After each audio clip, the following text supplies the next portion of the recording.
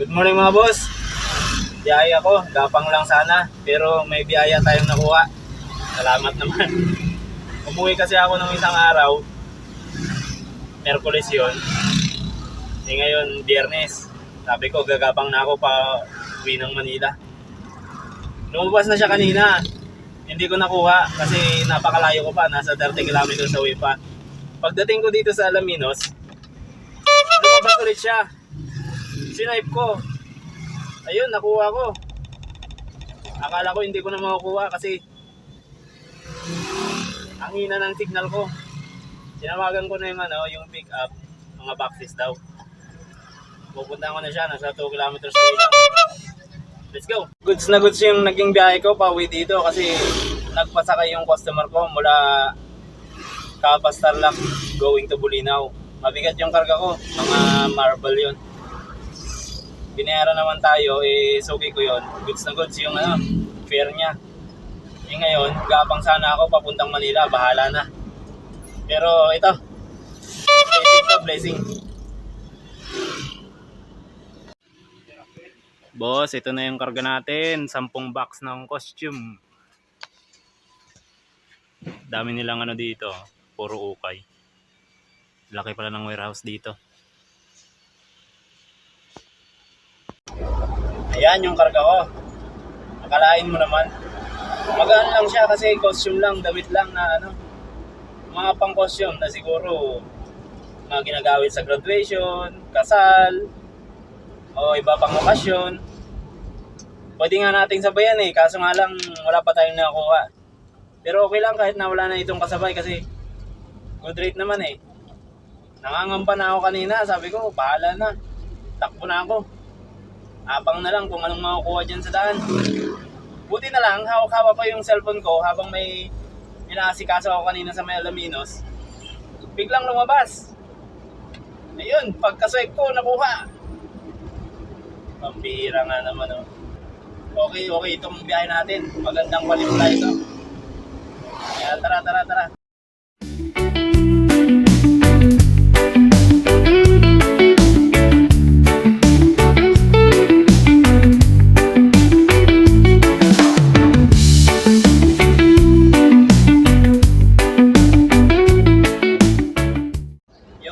Kasi ko kanina yung bumili kasi ako sa hardware ng pinolik plywood kasi yung dati kong pinolik na pinangsapin nagutay-gutay na, puro sira-sira na.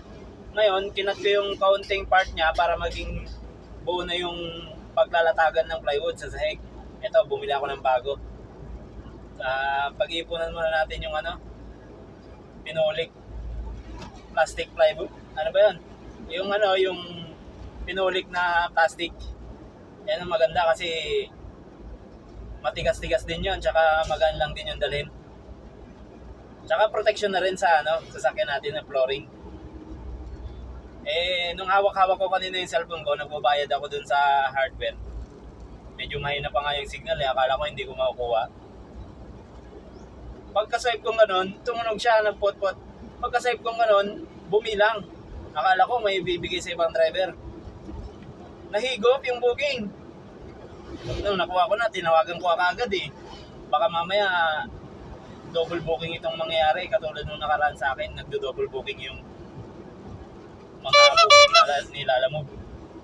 System na nilalamove siguro yung doon. Kasi kinakancel ng ibang driver, pumapasok sa ibang driver. Nakukuha. Ganun yung nangyari sa akin. Kaya sabi ko, tawagan ko muna to kung sigurado.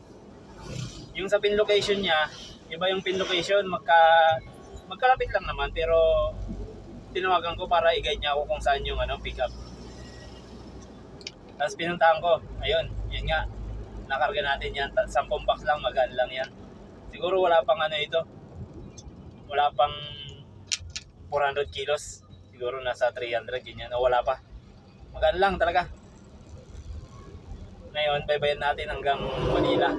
Sound trip muna tayo habang nagbibiyahe. Tara!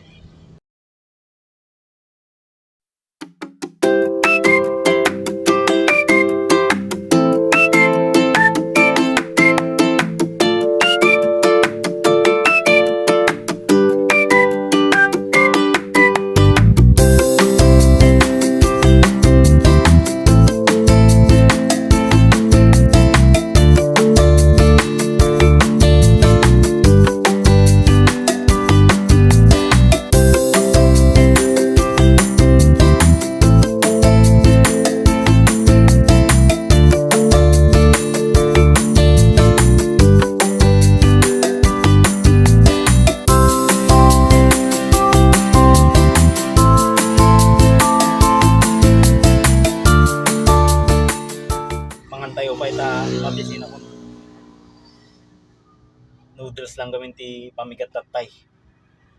Dito yung mga tarungan mga ano.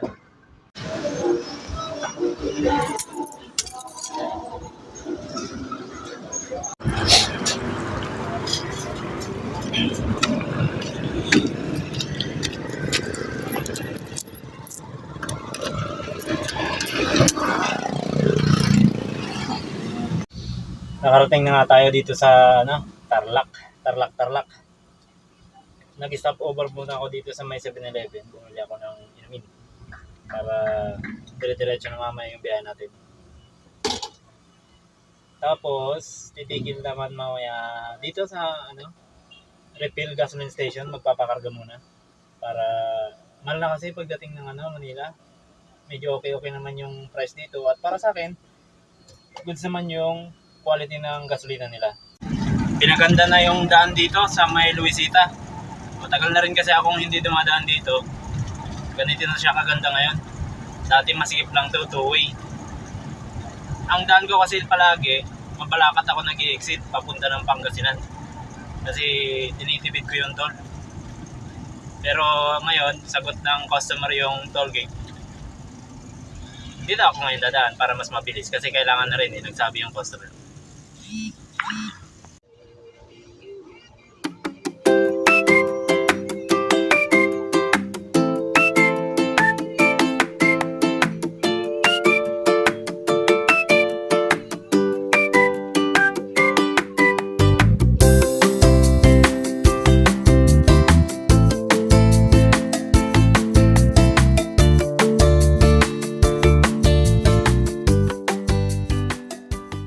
Pagdating ko dito sa Santa Monica, merong akong kinuhang pick-up priority pero credit siya. Ito yon. Tapos, nasabayan ko pa ng isa. Papunta ng Malabon naman. Motor daw at saka may 2 tao. Kinuha ko na kaagad kasi nakita ko maluwag pa naman eh. Hindi ko na nabidyohan yung pagbaba ng ano, mga boxes na 10. Naibaba ko na, binayaran na tayo, nag-tip naman ng 50 pesos. Kaya susunduin ko na yung ano, pangalawang pick-up yung Malabon ng drop. Yung una na pick-up ko na, inuna ko na bago ko i-drop yung galing ng Alaminos. Tapos pasundo na ako dun sa isa, yung papunta ng Malabon.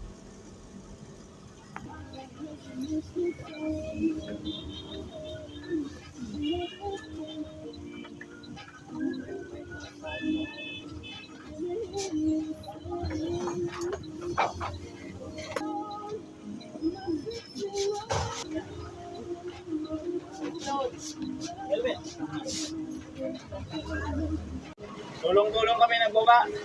Pagkababa namin, biglang bumuhos yung malakas na ulan. Pambira oh. Buti na lang naibaba kagad. Ayos mga boss, tapos na ang pag-deliver natin. Naibaba na yung mga kailangang i-deliver. Salamat nga pala kay Kuya Guard dito sa tabi ng drop-off na warehouse. Tinulungan ako magbuhat.